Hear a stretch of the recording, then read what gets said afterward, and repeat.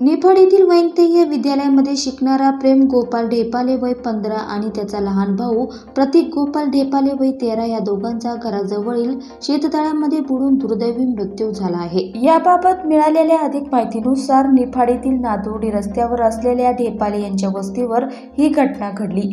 बुधवारी रोजी सकाळी 8:30 वाजण्याच्या सुमारास विहिरीवरील इलेक्ट्रॉनिक मोटर सुरू करण्याकरता गोपाल जयराम ढेपाले यांची प्रेम आणि प्रतीक ही दोन्ही मुले विहिरीजवळ गेलेली होती। मात्र अर्धा पाऊण तास उलटून देखील मुले का परत येत नाही हे बघण्यासाठी घरातील मंडळी विहिरीजवळ त्यांना शोधण्याकरता गेली।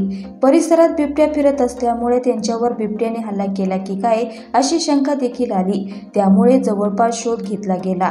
यावेळी शेजारच्या शेतकऱ्याच्या शेताजवळ एका मुलाचे कपडे त्यांना आढळून आले। मुले पाण्यात बुडाली अशी शंका येताच सर्वांनी धावपळ करून शेततळ्यात बुडालेल्या दोन्ही मुलांना बाहेर काढलं। मात्र शेततळ गच्च भरलेलं असल्यामुळे मुलांचा जीव वाचवता आला नाही। प्राथमिक अंदाजानुसार लहान भाऊ प्रतीक हा कपडे काढून आधी तळ्यात उतरला असावा, मात्र त्याला पोहता येत नसल्यामुळे तो बुडायला लागला।